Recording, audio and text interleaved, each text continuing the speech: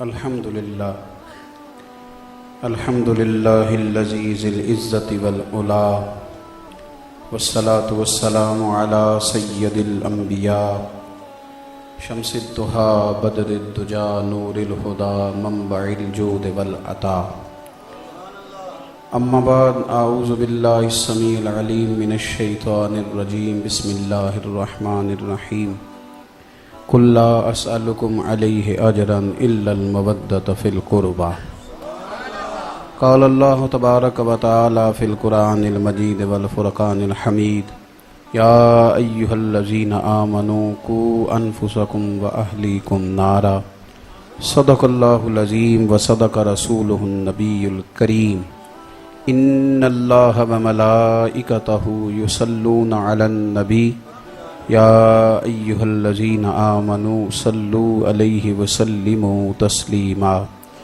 الصلاۃ والسلام علیک یا سیدی یا رسول اللہ وعلی آلک واصحابک یا سیدی یا حبیب اللہ۔ سارے حضرات درود شریف پڑھیے، سارے حضرات درود شریف۔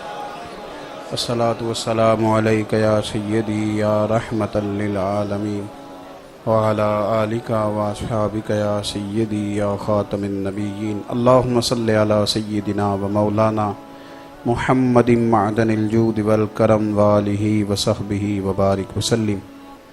تمام تعریفیں حمد و ثنا اللہ تبارک و تعالی کے لیے، درود و سلام نبی اکرم نور مجسم شفیع معظم احمد مجتبیٰ جناب حضرت محمد مصطفیٰ علی تحیت و ثنا کی ذات والا صفات کے لیے حمد و صلات کے بعد عالی مرتبت حضرت اقدس شیخ حافظ محمد عبدالرشید اویسی صاحب دامت برکاتہم العالیہ، ذی احترام علماء کرام، حاضرین و سامعین،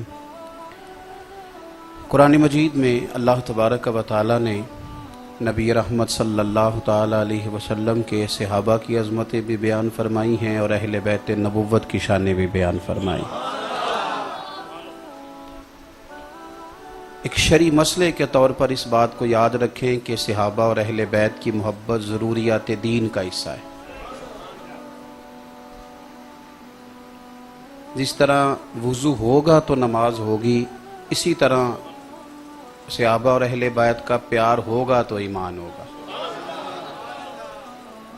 بڑی سادی سی بات، صحابہ کرام علیہم رضوان نے کچھ نذرانہ، صحابہ نے کچھ نذرانہ، کچھ خدمت کرنی چاہیے اہل بیت نبوت کی ہر مہینے، اور وہ پیسے جمع کر کے حضرت عباس رضی اللہ تعالیٰ عنہ کی خدمت میں عرض کیا کہ آپ سرکار کی بارگاہ میں پیش کریں کہ یا رسول اللہ صلی اللہ تعالیٰ علیہ وسلم، آپ نے ہمیں دین سکھایا ہے، ہم کو بدلہ تو نہیں دے سکتے، تو یہ تھوڑا نذرانہ ہر مہینے آپ کے ذاتی مصارف کے لیے ہدیہ کریں گے۔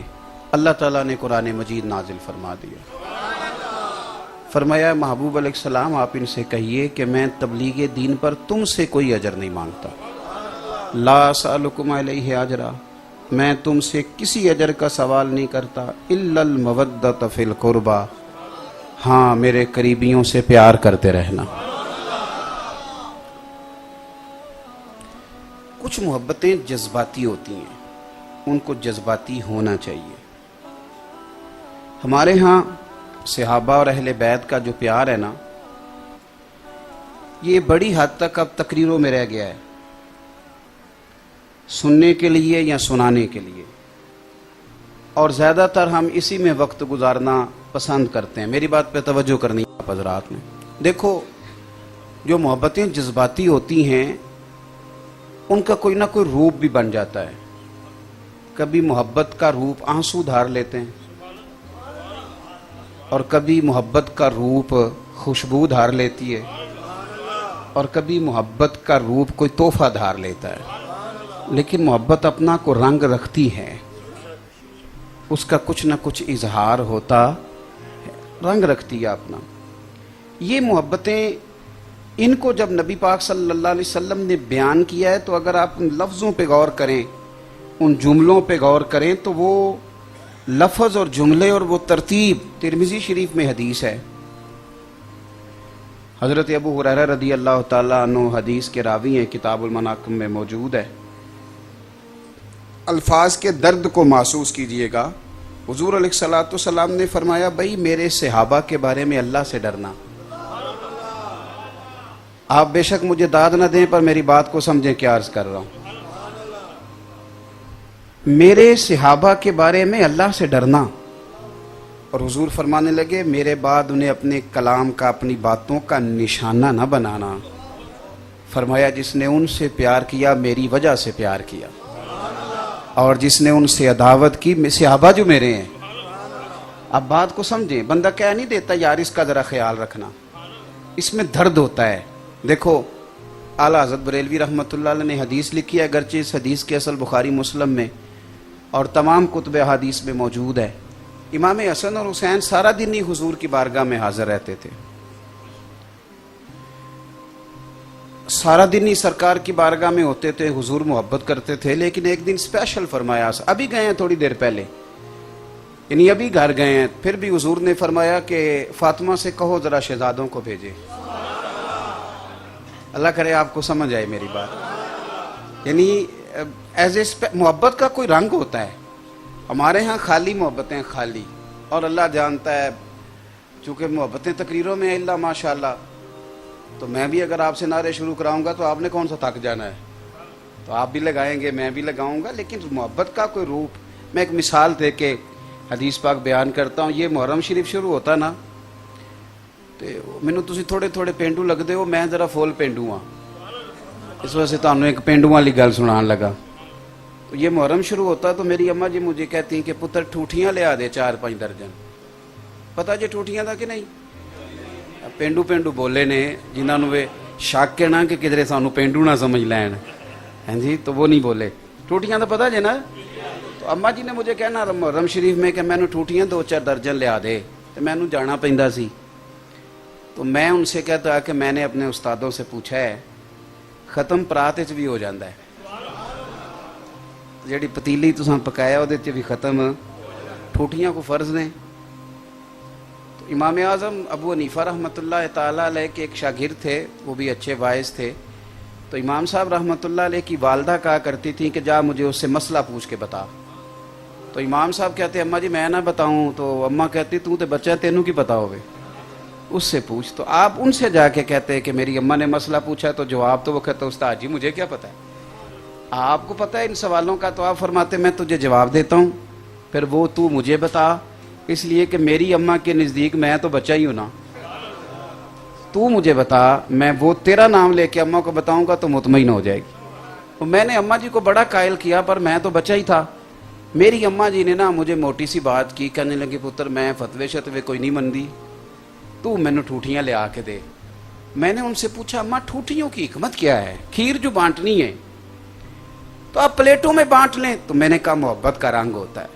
اب تو آپ یقین کریں ہم پڑھے لکھے لوگ ہیں، ہمیں تو آپ سوال ہی نہیں پیدا ہوتا کہ کوئی پڑھا لکھا آدمی مسجد میں جھاڑو دے اور جس کے پاس 4 پیسے آ جائیں وہ محفل میلاد کی یا محرم شریف کی صفیں بچھائیں. سوال ہی نہیں پیدا ہوتا.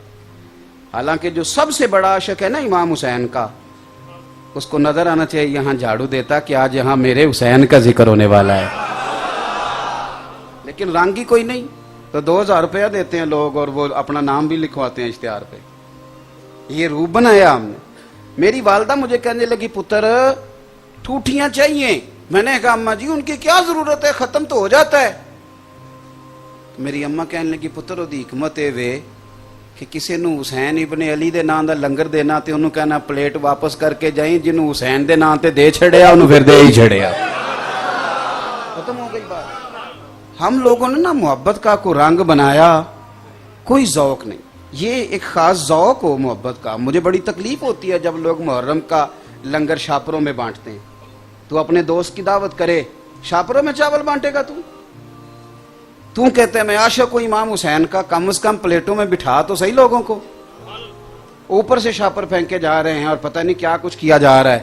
میں اس پر دلائل نہیں دیتا، ورنہ میرے اعلیٰ حضرت بریلوی کا تو طریقہ ہے کہ 11ویں کے 2 ٹکڑے بھی زمین پہ گریں تو ہاتھ سے نہیں اٹھاتے، زبان سے اٹھایا. تو میری بات کو سمجھے، محبت کا رنگ ہوتا ہے. ابھی امام حسین مسجد میں تھے، گھر تشریف لے گئے دونوں شہزادے. حضور نے فرمایا فاطمہ سے کہو بچوں کو بھیجے، میں نے ملنا ہے. سونے ابھی تو تھے. اور مسجد نبوی کا حسن کیا ہے کہ رحمت کے عجب جھمیلے ہیں، کیونکہ حسنین یہاں پر کھیلے ہیں۔ حضور صلی اللہ علیہ وسلم نے فرمایا بھیجو۔ صحابہ کہتے ہیں کہ ذرا دیر ہو گئی امام حسن حسین کو آنے میں، اور اس کی دلیل بھی صحابہ خود بیان کرتے ہیں۔ حضرت انس بن مالک فرماتے ہیں لگتا یہ ہے کہ حضرت فاطمہ انہیں غسل کرا رہی تھی، ہار پہنا رہی تھی کہ حضور کی بارگاہ عالی مرتبت میں جانا ہے۔ شہزادوں کو دیر ہوئی تو فرماتے ہیں جب دیر ہوئی تو ہم نے حضور کے چہرے نور پر شوق دیکھا ان سے ملنے کا۔ میں نے کہا محبت کا رنگ ہوتا ہے چہرے پر نا حضور کے شوق۔ اور جب شہزادے آئے دروازہ کھلا، یہ کوئی سال بعد نہیں آئے ننھیال، یہ بھی تو گئے تھے، لیکن جب دروازہ کھلا تو میرے قریب محبوب نے مقدس گھٹنے زمین پہ رکھ دیے اور دونوں بازو حضور نے کھول دیے۔ شہزادے دوڑے آئے، ایک اس سینے سے لگ گئے اس کندھے سے، دوسرے اس کندھے سے۔ میری بات سننا، روز نہیں بندہ بچوں کے لیے دعا کرتا۔ جب کبھی ہمارے ہاں یہ ہوتا ہے کہ جب بندہ کبھی بیمار ہو جائے نا، پھر بندہ کہتا ہے یا اللہ میرے بچے چھوٹے ہیں، اللہ میری بیٹیوں مجھے موقع دے میں ان کی شادیاں کر لوں۔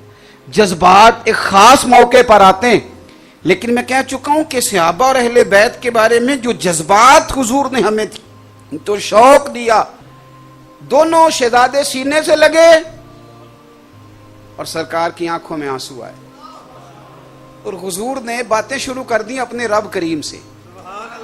جذبات، کیفیات، رنگ دیکھیے گا۔ حضور عرض کرتے ہیں اے اللہ، ذرا غور کرنا بات پہ، اے اللہ میں ان دونوں سے بڑی محبت کرتا ہوں، تو بھی ان سے محبت فرما۔ اے اللہ میں ان سے بڑی محبت کرتا ہوں، تو بھی ان سے محبت فرما۔ اور میرے اللہ جو میرے حسنین سے پیار کرے تو ان سب سے بھی محبت فرما۔ میں اپنے دوستوں سے کہا کرتا ہوں کہ ختم شریف جو ہے نا 10 محرم کا، وہ خود پڑھا کریں، ہر بندہ خود پڑھے اور اپنے بچوں کو بٹھائیں، اور چھوٹے بچے کو بھی بتائیں کہ بیٹا آج نا امام علی مقام کا دن ہے، ان کو بٹھائیں، ان کو یاد کرائیں، اور ایک خاص اہتمام، اچھے چاول خرید کے لائیں، اچھے ذوق سے انہیں پکائیں، اس کا ایک خاص طریقہ ہو، سلیقے کے ساتھ۔ ایک طرف آپ تبرک کہہ رہے ہیں، ایک طرف آپ کا اٹھنا بیٹھنا بتاتا ہے کہ یہ انداز تبرک کا تو نہیں نہ ہوتا، ایک خاص والہانہ پن۔ اور ایک مثال دینے لگا ہوں، اس کو آپ نے کبھی بھولنا نہیں۔ کبھی آپ نے دیکھا ہے کہ بندہ بڑا بیوقوف ہو، بالکل سیاںا نہیں، عقل مند نہیں، نالائق ہے، بیوقوف ہے، کم فہم ہے، اور جلدی بھی اس کو بڑی ہے، تیزی سے آیا دوڑتا ہوا، بیوقوف بھی تھا، کم عقل بھی تھا، اور جلدی میں بھی تھا۔ کبھی ایسا ہوا ہے کہ وہ تیزی سے مسجد آ جائے جوتے نہ اتارے؟ نہیں تو انہوں پتہ ہی نہیں کسے گل دے گا کہ میں ٹوریے کوئی ہاں نہ کرو تو تاں ہے نا بھائی، بیوقوف ہے، سیاںا نہیں۔ میں کو پی ایچ ڈی آدمی کی بات تو کر نہیں رہا، میں تو کر رہا ہوں اس سادے بندے کی جو بالکل سادہ ہے، ان پڑھ ہے، اور اس کے ساتھ یہ ہے کہ جلدی میں بھی ہے، تیزی سے آیا، بھاگا ہوا، جوتے سمیت مسجد داخل ہو گیا۔ ایسا ہوتا ہے؟ وہ تو سیاںا ہی نہیں، اور اس کو تو جلدی بڑی تھی۔ نہیں، آپ نے پھر ایک دفعہ غور کرنا ہے۔ میں نے ایک بات آپ کی خدمت میں عرض کرنی ہے، میں چاہتا ہوں وہاں آ جائیں آپ۔ وہ یار بیوقوف آدمی، بچہ، پولیس والے آ گئے اسپیکر بند کرانے، تو وہ جوتوں والی جگہ پہ کھڑے رہتے ہیں، کہتے ہیں مجھے یہ کھولنے پڑیں گے تو مہربانی کریں ادھر آئیں میری بات سنیں۔ ایسے ہی ہوتا ہے، یعنی مسجد کا تقدس چھوٹے بچے سے لے کر بڑے تک، نادان سے لے کر عقلمند تک، ان پڑھ سے لے کر M Phil P H D آدمی تک، یعنی بھولے سے بھی کوئی بندہ مسجد میں جوتے لے کے نہیں جاتا، جتنی مرضی جلدی ہو۔ بس میرے یارو اس بات کو سمجھ لینا، اگر تمہیں بڑی جلدی ہو، بڑے بیوقوف ہو، تو پھر بھی جوتے لے کے کبھی مسجد نہیں گئے، ہمیں کبھی بھولا ہی نہیں کہ یہ مسجد ہے۔ زندگی میں کبھی نہ بھولنا کہ یہ حسنین کریمین ہے، زندگی میں کبھی نہ بھولنا یہ ابو بکر صدیق اور فاروق اعظم۔ یاد رکھنا، کبھی بھولے سے بھی ان کے بارے میں کچا لفظ نہ استعمال کرنا، کبھی بھولے سے بھی چھوٹی بات نہ کرنا، اس لیے کہ یہ بڑے اونچے لوگ ہیں، یہ بڑے اعلیٰ حضرت بریلوی رحمت اللہ علیہ کے چھوٹے شہزادے تھے مفتی اعظم ہند مولانا مصطفیٰ رضا خان صاحب،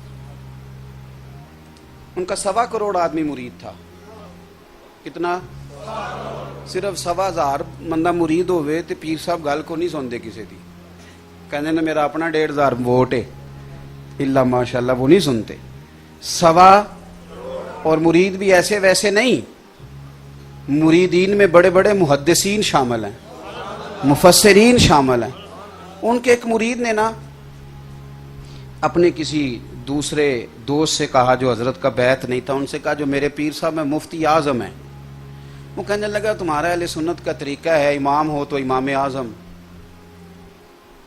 حضرت ہوں تو اعلیٰ حضرت, اب ان کو بھی اعظم مفتی اعظم کر دیا, تمہارا سٹائل ہی یہ ہے. وہ کہنے لگا نہیں واقعی مفتی اعظم ہیں, اللہ تبارک و تعالیٰ نے انہیں بڑی فقاہت دی ہے قرآن و سنت میں. اس نے کہا یار ٹھیک ہے, پھر مفتی اعظم بڑی بات ہے. اس نے کہا چل تو میرے ساتھ. جو ہوتے ہیں نا کچھ لوگ جو کہتے ہیں میرے سوال دا جواب کسی مولوی نہیں دیتا آج تک, تو میں کہا تسی پھر امام العلماء ہوں دعویٰ کر جو اگر کسی نے جواب نہیں دیا تو. یہ بھی کچھ لوگوں کا مسئلہ ہے, وہ دو چار پہیلیاں یاد کر لیتے ہیں اور کہتے ہیں میرا نہیں کسی نے سوال کا جواب دی. وہ کہنے لگا جی میں تو تب مانوں گا جب میرے سوال کا جواب دیں گے. حضرت کی جو بیٹھک ہے نا اس کو سہ درا کہتے ہیں, میں نے زیارت کی ہے. یعنی اس کا ایک دروازہ مدرسے میں سمجھ لے خانقاہ میں کھلتا ہے, ایک گھر میں کھلتا ہے ایک بار. حضرت وہاں تشریف فرما تھے, وہ آ گیا لے کے. اس نے کہا حضور یہ آپ سے کچھ پوچھنا چاہتا ہے. میری باتوں کی سمجھ تو آ رہی ہے نا آپ حضرات؟ کہا جناب پوچھیے. تو کہنے لگا جی سرکار دو عالم صلی اللہ علیہ وسلم کی چاروں شہزادیوں کے نام میں نے پوچھنے تھے. بہت بڑا اپنے حساب سے علمی سوال کیا, چاروں بیٹیوں کے نام بتائیں. تو حضور مفتی اعظم اٹھے, جو دروازہ گھر کھلتا تھا نا اس سے آپ اپنے کاشانے میں چلے گئے, گھر تشریف لے گئے. اب تنقید بڑی آسان ہے اور تعمیر بڑی مشکل ہے. اس نے 1 منٹ لگایا, کہنے لگا تم کہتے تھے مفتی اعظم ہے, انہیں تو معاذ اللہ 4 بیٹیوں کے نام نہیں آتے, وہ کتاب دیکھنے چلے گئے. وہ دیکھ کے آئیں گے تو بتائیں گے. میرے بھائی میں نے کہا محبت کا کوئی رنگ تو ہوتا ہے نا, ایسے تو نہیں نا ہوتا کہ آپ کہیں ابا جی پیار بڑا ہے پر میں کپڑے نہیں لے کے دے سکتا, پیار بڑا ہے پر روٹی بڑا بھائی دے گا. محبت کی کچھ شکل تو ہوتی ہے. حضرت اندر چلے گئے, کچھ لمحوں کے بعد واپس آئے. وہ تنقید کر رہے کہ تمہارے مفتی اعظم تو کتاب دیکھنے تشریف لے گئے. حضرت واپس لوٹے, سنو اور اسے یاد رکھنا. حضرت آئے تو داڑھی سے پانی کے قطرے ٹپک رہے تھے. فرمانے لگے وضو کرنے گیا تھا, میں نے اپنے محبوب کی شہزادیوں کے نام کبھی بغیر وضو زبان سے ادا ہی نہیں کیے, اس لیے کہ میرے والد کا عقیدہ ہے تیری نسل پاک میں ہے بچہ بچہ نور کا, تو ہے عین نور تیرا سب گھر. تو مہربانی کریں, پہلا سبق آج کی گفتگو کا آپ کی خدمت میں عرض کر رہا ہوں, اپنی زندگی میں ادب کا دامن کبھی نہ چھوڑیں. اور میری آپ سے اپیل ہے بحث کبھی نہ کریں, مہربانی کریں. ہم یہ علماء کا کام ہے احقاق حق کے لیے, کسی نے کوئی مکالمہ کرنا تو وہ کرے. ہم جو عوام ہیں ہم نے کسی مسئلے میں بحث, غلامی کرتے ہیں, وہ بحث نہیں کرتے. ہم نے چپ کر کے غلامی کرنی, ہم نے بحث. میں ابھی دوستوں کو کہہ رہا تھا کہ بحث تو میاں بیوی کی ہو تو لڑائی شروع ہو جاتی ہے, حالانکہ نکاح ہوا ہے, رشتہ ہے, اور اللہ کی نشانیوں میں سے نشانی ہے یہ رشتہ. لیکن کسی بات میں بحث ہو جائے تو جھگڑا, تو آپ بحث نہیں کریں. آپ اپنے دلائل کو یاد ضرور رکھیں, لیکن مہربانی فرمائیں جب الجھتے ہیں, اور بعض ہمارے سنگی آپس میں الجھ جاتے ہیں, اس سے نقصان ہوتا ہے. ادب کریں, خوب پیار کریں, اور پیار بھی ہم وہ والا کرتے ہیں جس میں پراپوگنڈا زیادہ ہوتا ہے. دیکھو بڑی توجہ سے میری بات کو سننا, اور میں جس پہلو میں بات کر رہا ہوں, ہمارے یہاں لوگ اپنی مرضی کا پہلو نکال لیتے ہیں. جس پہلو میں بات کر رہا ہوں اس کو اسی پہلو میں سمجھنا. 10 محرم کو نا روڈ پہ سواری بھی نہیں ملتی, ٹریفک بھی کم ہوتی ہے. 9-10 محرم کو چھٹی, اور میرا خیال ہے دیگ پکانے کے لیے نائی بھی کم ہی ملتا ہے. ایسے ہی ہوتا ہے نا. اور میں سمجھتا ہوں کہ یہ بھی تھوڑا ہے, امام حسین کی شخصیت اس سے بھی بہت بلند ہے, زیادہ اہتمام ہونا چاہیے. لیکن ایک چھوٹا سا سوال ہے طالب علم کا, اس پر آپ نے غور کرنا ہے. اہتمام تھوڑا ہوتا ہے ابھی بھی امام علی مقام کے لیے, زیادہ ہونا چاہیے. پر میرا سوال یہ ہے کہ امام حسین بڑے ہیں کہ مولا علی؟ تو یہ سارے بندوبست 21 رمضان کو بھی کرتے ہو, ناراض ہو گئے ہو جو کوئی گل نہیں, میں تو چلا. او بھائی یہ سارے بندوبست 21 رمضان کو بھی کرتے ہو. حضرت علی بھی شہید ہیں اور حضرت علی معیار ہیں. میرے محبوب نے فرمایا علی کا پیار ایمان ہے, علی کا بغض نفاق ہے. جو معیار ان کے لیے بھی اس طرح دیگیں اترتی ہیں, اس طرح بندوبست ہوتے ہیں, اس طرح چھٹیاں کی جاتی. جدھر سارا زمانہ چلے گا ادھر چلو گے؟ یاد رکھو حضرت صدیق اکبر سے لے کر مولا علی تک، اور 3 رمضان کو سیدہ فاطمہ الزہرا سے لے کر سیدہ عائشہ صدیقہ تک، امام حسن کا بھی اور امام حسین کا بھی، اس لیے کہ یہ ساری میرے محبوب کی اولاد ہے۔ سب کے تذکرے دل و جان سے کریں، روح سے کریں، اور آپ کی صرف گفتگو نہیں، باڈی لینگویج بھی بتائے کہ آپ کو میرے امام علی مقام سے بڑا پیار ہے۔ دوسری بات، میرے حضرت صاحب رحمۃ اللہ تعالی علیہ نا، ہمارے بریلی شریف میں ہندوستان میں شملے والی پگڑی باندھی جاتی ہے۔ اس کی دلیل وہ بزرگ یہ دیتے کہ وہاں سکھ بھی پگڑی باندھتا ہے، ہمارے ہاں اس کی ضرورت نہیں کیونکہ یہاں مسلمان ہی اکثریت میں، تو سکھ بھی پگڑی باندھتا تھا۔ تو وہاں کے بزرگوں نے نا امتیاز کرنے کے لیے، یہ شملہ اوپر رکھنا شروع کر دیا تاکہ پتہ چلے کہ یہ والی پگڑی مسلمانوں کی ہے۔ میری بات کی سمجھ آئی آپ حضرات کو؟ اب شملے والی پگڑی کوئی بھی دیکھ لینا وہاں شملے والی دستار، تو وہ خود بخود پوچھ لیتا ہے کہ آپ بریلی شریف سے ہیں یا ان کے متعلقین میں سے ہیں۔ کچھ فکرے، کچھ جملے ایسے ہوتے ہیں کہ جو، میرا ایک دوست ہے میرے ساتھ ہوتے ہیں، وہ ایک صاحب کے ساتھ وہ کلام کر رہے تھے، ان سے کلام کرتے کرتے انہوں نے 1-2 جملے بولے، تو میں سن رہا تھا، دور تھا، میں سن رہا تھا ان کی بات، مجھے پوری سمجھ آ رہی، تو ان سے کہنے لگے تسی پیر صاحب نال رہندے ہو؟ انہیں کہا تو انہیں کیوں پتہ لگ گیا؟ کہندے انج دی گفتگو وہ کر دینے۔ یہ نا 2-4 فکرے 5 کوئی بزرگ کہتا ہے نا ماشاءاللہ الحمدللہ جزا، کوئی بھی لفظ ایسے، تو جو دائیں بائیں رہنے والے لوگ ہوتے ہیں وہ باتوں کو سمجھ جاتے ہیں۔ ہمیں ہے اہل بیت نبوت سے پیار، ہماری ہے غلامی۔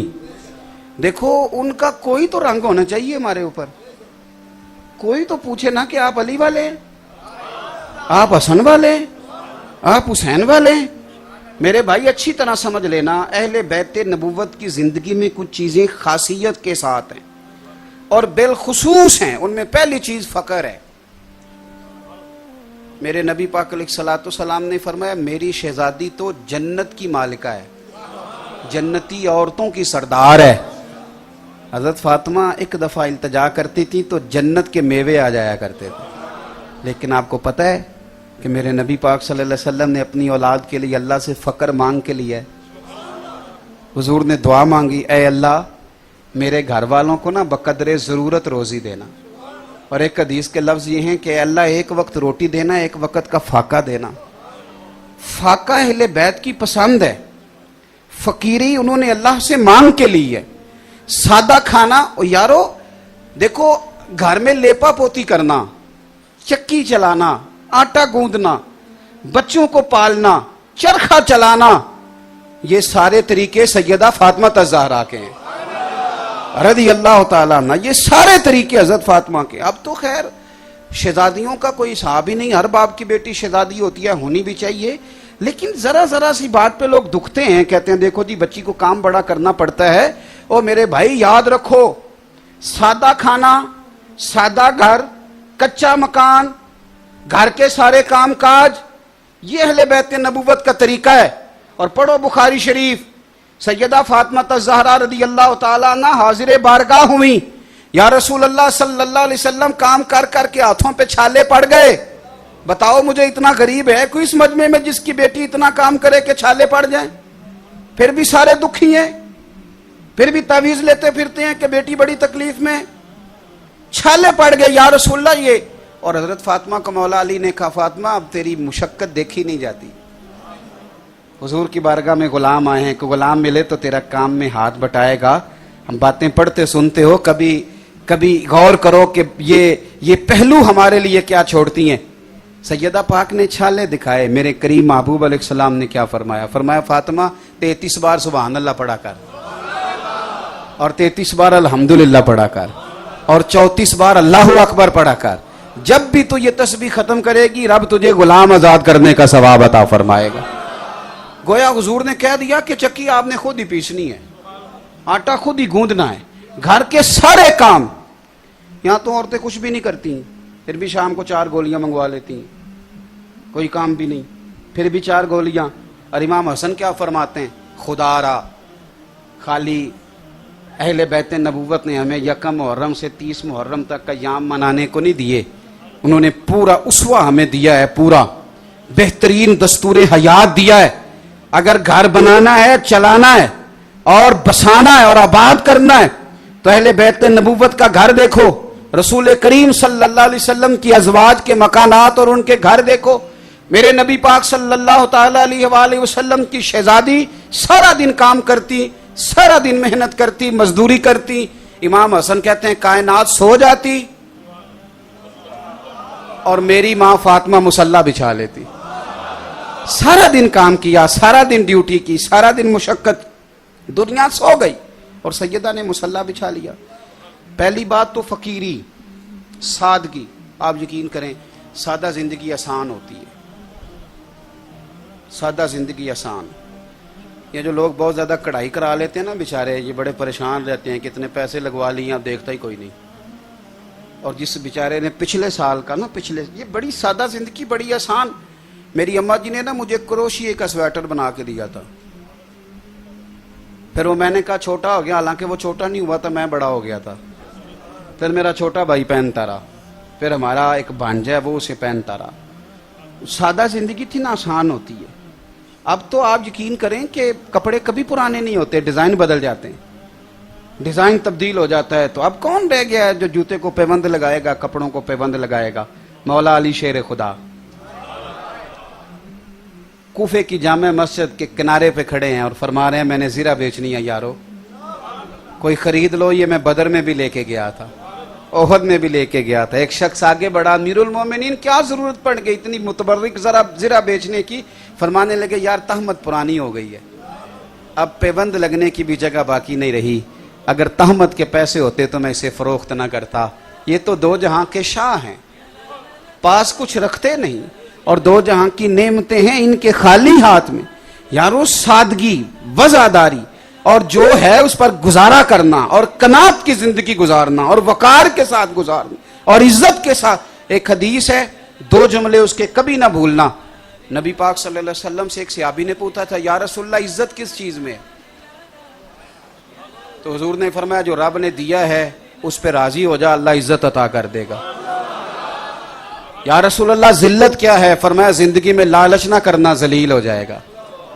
قناعت میں عزت ہے، لالچ میں ذلت ہے۔ تو اہل بیت نبوت نے اپنی زندگیاں سادگی سے گزاری۔ تیسری بات، عبادت کے ساتھ دلچسپی۔ ہمارے ہاں جب بھی کوئی نقیب یا میری طرح کا خطیب کھڑا ہوتا ہے تو وہ کہتا ہے بس کربلا آئے گی تو ہم امام حسین کے جانشین بنیں گے۔ تو میں کہا کرتا ہوں وہ تو جب آئے گی تب بننا نا۔ امام حسن اور حسین دونوں روزانہ 100 رکعت نماز نفل ادا کیا کرتے، کتابیں جتنی آپ کہیں گے میں پیش کر دوں گا۔ 100 نفل پڑھنا علاوہ حضرت عبداللہ ابن زبیر فرماتے ہیں میری جب بھی حسین ابن علی سے ملاقات ہوتی انہوں نے نفلی روزہ رکھا ہوا ہوتا، وہ روزے سے ہوتے۔ 25 حج کیے دونوں بھائیوں نے مدینہ شریف سے پیدل مکے جا کے، سواریاں موجود ہوتی تھیں، سواریاں موجود ہوتی تھیں۔ امام حسن ایک سال بیمار تھے تو امام حسین کہنے لگے بھائی جان اس سال سواری پہ نہ چلے جائیں، تو کہا نہیں حسین، جب کوئی بندہ اپنے آقا کی بارگاہ میں جاتا ہے تو سوار ہو کے نہیں جاتا، میں رب کی بارگاہ میں حاضری دینے جا رہا ہوں۔ تو یہ میرے بھائی یہ والا تو کام آپ شروع کریں، قرآن پاک سے ان کی دلچسپیاں، عبادات کے ساتھ ان کا مزاج، مصلح کے ساتھ ان کی وابستگی۔ آپ ہمیں گپ شپ کے لیے بٹھا لیں سارا دن ساری رات اور تسبیح دیں کہ زیادہ نہیں 500 بار درود شریف پڑھنا، یا کام یاد آ جاتا یا نیند آ جاتی۔ بھائی اہل بیت نبوت کا جو خاص وصف ہے، سنو، 9-10 محرم کی درمیانی رات عمر بن سعد آیا اور اس نے آ کے کہا کہ حسین دو ہی باتیں ہیں، یا آپ بیعت کریں یا جنگ کے لیے تیار ہو جائیں۔ امام علی مقام فرمانے لگے کوئی تیسری بات؟ اس نے کہا کوئی نہیں۔ آپ فرمانے لگے تو جا مجھے ایک رات کی مہلت دے، صبح بات کریں گے۔ عمر ابن سعد چلا گیا۔ حضرت عباس رضی اللہ تعالیٰ عنہ حاضر بارگاہ ہوئے اور عرض کرنے لگے حضور آپ نے یہ مہلت کیوں لی؟ یہ دنیا دار سے لوگ ہیں، یہ سوچیں گے پتہ نہیں حسین کو تیسری رائے کی طرف بڑھ رہے ہیں۔ فیصلہ تو جو آپ نے سویرے کرنا ہے وہی آپ نے ابھی کرنا ہے. مجھے پتا ہے بیعت آپ نے کرنی نہیں، ہونی تو جنگ ہے، تو آپ ابھی اس کو کہتے کہ سویرے جنگ کرنی ہے. تو امام حسین فرمانے لگے عباس تیرا کیا خیال ہے، میں نے رات سوچنے کے لیے مانگی ہے. حضور پھر کس لیے مانگی ہے؟ تو آپ فرمانے لگے اس لیے مانگی ہے کہ رات 1 بج گئی ہے، حسین ذرا رج رج کے اپنے رب کو سجدے تو کر لے. والذین یبیتون لربہم سجدا وقیاما.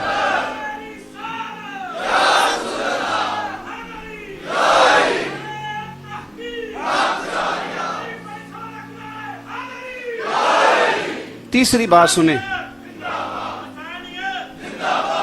اللہ آپ کو جزا دے. ایک تیسری بات سنیں اور میں بات سمیٹنے کی طرف آؤں. ابھی 2-4 دن پہلے نا روزنامہ ایکسپریس نے، حوالہ اس لیے دے رہا ہوں کہ آپ تحقیق پڑھنا چاہیں تو آسانی ہو، خبر شائع کی ہے کہ پاکستانیوں میں 65% لوگ ڈپریشن کے مریض ہیں. کچھ عرصہ پہلے میں نے ایک 35% کی تحقیق پڑھی تھی. اب انہوں نے کہا یہ 65% ہو گئے ہیں ڈپریشن کے مریض. جو لوگ ٹینشن لیتے ہیں، جو اللہ پہ توکل کرنے والے لوگ ہوتے ہیں وہ ٹینشن نہیں لیتے. انہیں پتا ہوتا ہے کہ رزق بھی اس کے ہاتھ ہے، غربت بھی اس کی حکمت ہے، عزت بھی وہی دیتا ہے اور پھر ذلت بھی اس کی حکمت کے تقاضے پر وہ ہر مومن جو ہوتا ہے وہ اس پر یقین رہا. ہمارے ہاں 65% لوگ ہو گئے ڈپریشن والے.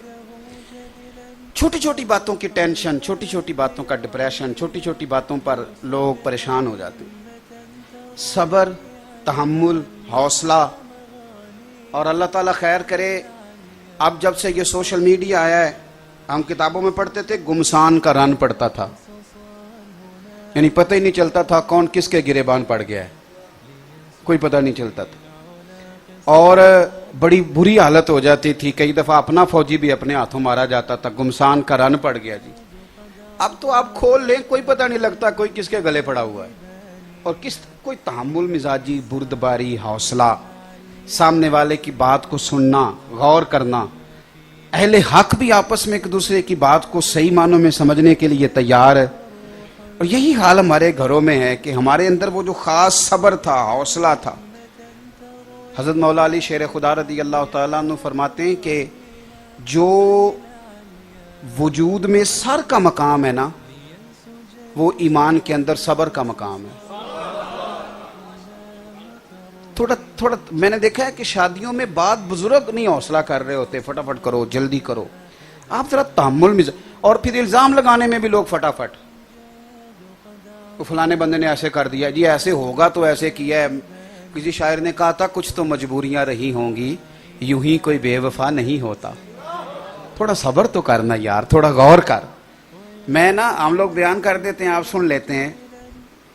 کسی بہن کو اس کے بھائی کی کٹی ہوئی انگلی بھیجی جائے نا، پھر غور کرنا میری بات پہ. بہن کو بھائی کی کٹی ہوئی تو شاید وہ ساری زندگی بہن سو نہ سکے. اور امام علی مقام کا نا سر کٹ گیا تھا. ہم کہہ دیتے ہیں، آپ سن لیتے ہیں. یہاں کسی کی کٹا ہوا ہاتھ پھینک دیا جائے تو لوگ خوف سے بھاگ جائیں گے. ہمارے پیمپرا نے پابندی لگائی ہے پاکستان کے نیوز چینل پہ کہ اگر کوئی لاش کٹ جائے تو اس کو دکھانا نہیں. وہ دائرہ لگا کے دکھاتے ہیں اس لیے کہ خوف اور ہراس پیدا ہوگا لوگوں میں. بھائی امام علی مقام کا سر کٹ گیا، دھاڑ مبارک آپ کا وجود اطہر کربلا میں سر نیزے کی نوک پہ. کبھی سوچیں تو خوف آئے لوگوں کو. سیدہ زینب نے سارے رستے یہ منظر آنکھوں سے دیکھا، نہ پردہ سر کا، نہ کوئی نماز قضا ہوئی، نہ کوئی یہ بتا سکتا ہے کہ بعد میں انہوں نے کلام نہ کیا ہو. بعد میں وہ بالکل معاذ اللہ واز باختہ، ایسا نہیں ہوا. بلکہ یزید کے دربار میں جب یزید نے چھڑی حضرت زینب، حضرت امام علی مقام کے چہرہ انور پہ لگائی تو جناب زینب دور بیٹھی تھی، پردے میں دور بیٹھی تھی. تو وہاں سے بولی، اٹھی. اور اس طرح نہیں جس طرح ہماری عورتیں اٹھتی ہیں تو پہلے رونا دھونا شروع کر دیتی ہیں، بات کی سمجھ ہی نہیں آتی. وہاں سے اٹھی اور اٹھ کے پہلے اللہ کی حمد کی، پھر نانا مصطفیٰ پہ درود و سلام پڑھا، اور پھر ان اللہ مع الصابرین کی آیت پڑھی. اور جب وہ بول رہی تھی تو ان کے یہ جو سچ ہوتا ہے نا، اس کے اندر اپنی ایک طاقت ہوتی ہے. یہ جو حق ہوتا ہے نا، اس میں ایک اپنی گرمی ہوتی ہے. بول رہی تھی تو لب و لہجے کے اندر اتنا دبدبا اور تنتنا تھا کہ ایک شخص، ایک صحابی وہاں بیٹھے تھے، کچھ نے تابعی کا، کچھ نے صحابی کا، انہوں نے مولا علی کے پیچھے بڑے جمعے پڑے تھے وہ نابینا۔ جب سیدہ زینب بولی تو وہ ساتھ والے کا گھٹنا ہلا کے کہنے لگے علی آ گئے دربار میں، لہجے میں اثر گھول رہے ہوں جیسے، اور جبریل امی بول رہے ہوں جیسے، دربار دمشق میں سیدہ زینب کا خطاب منبر پہ علی بول رہے ہوں جیسے۔ حضرت زینب بولی، فرمانے لگی یزید ان لوگوں سے پوچھ لے، ان کی تلواریں تیرے ساتھ ہیں پر دل میرے حسین کے ساتھ۔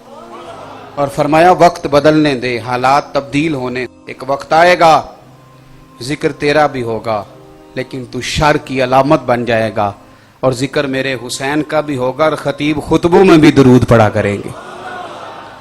ایک تو ان سے پیار کریں، دوسری میری گزارش میں نے آپ کی خدمت میں عرض کی کہ کبھی بھولے سے بھی بے ادبی نہ کریں، اور میں نے مثال دے کے عرض کیا کہ آپ کبھی جوتے لے کے مسجد میں بھولے سے بھی آئے تو یہ بھولے سے بھی کبھی ان لوگوں کے بارے میں کوئی ایسا جملہ سے آبا ہو یا اہل بیت ہو، خدا رہا، اس کو سمجھیں۔ اور تیسری گزارش یہ کی کہ اپنے آپ کو سادہ کریں، آپ تک رسائی بھی آسان ہو، آپ کی بات بھی آسان ہو، اور آپ زمین پہ بیٹھے لوگوں کو مل جائیں۔ یہ دعوے چھوڑ دیں کہ میں تو ہواؤں فضاؤں میں رہتا ہوں۔ آپ زمین پہ بستے ہیں تو زمین والوں کے ساتھ رہیں، سادہ غذا کھائیں، سادہ مکان پسند کریں، سادے کپڑے کو ترجیح دیں۔ اور تیسری بات میں نے آپ کی خدمت میں یہ عرض کی کہ اپنی زندگی کو حوصلے کے ساتھ بتائیں۔ اور ایک بات بیچ میں رہ گئی کہ عبادات کا مزاج، شوق، یہ اہل بیت کا طریقہ ہے۔ میری یہ مجبوری تھی کہ مجھے حضرت قبلہ نے حکم دیا، اور اس وقت فرمایا کہ جب میں بہت سارے وعدے پہلے کر چکا تھا تو میری خواہش تو تھی کہ چند منٹ اور بات کرتا، لیکن نفع ہمیں یہ ملا ہے کہ حضرت صاحب بھی آ گئے، تو جو کہ انہی کی سرپرستی میں سارا کچھ ہے، میرا خیال ہے کہ کچھ دیر بیان فرمائیں گے، آخری نشست ہے، صدارتی خطبہ ہی ہو جائے گا، مجھے ذرا ایک جگہ اور حاضر ہونا ہے۔ کہتے ہیں ذکر ہوگا اور دعا ہوگی، میں آپ سے اجازت لوں گا، آپ سب حضرات بیٹھے رہیں گے۔ ابھی تلاوت کے وقت کسی دوست نے نعرہ لگا دیا تھا تو ان کو بھی میں نے تھوڑا سا سختی سے کہہ دیا کہ تلاوت ہو رہی ہے، وہ بھی مجھے معاف فرمائے، لیکن مسئلہ بتانا بھی تو ضروری تھا نا، تلاوت کے موقع پہ نعرہ درست نہیں۔ اللہ آپ کو خوش رکھے۔ آخر دعوت بچڑ گیا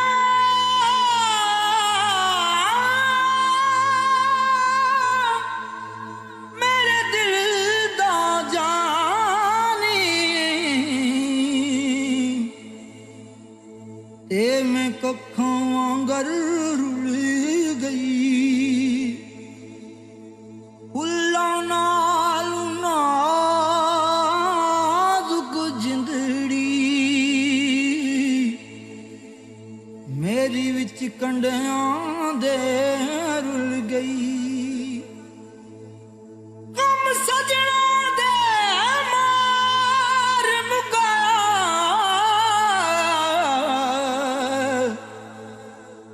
تے میں اتھروں بن کے ڈل گئی، ایک مایا تیری یاد نہ بھلدی،